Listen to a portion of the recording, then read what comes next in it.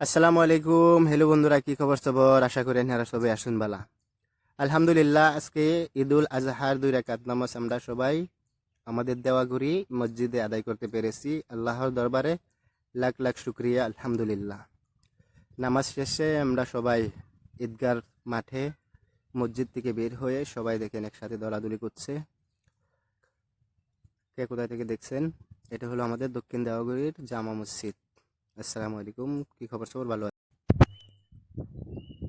ए अल्लाह, तुझे तेरा हबीब का वास्ता है, तेरे अदालत पे मेरा भी एक इंसाफ कर दे।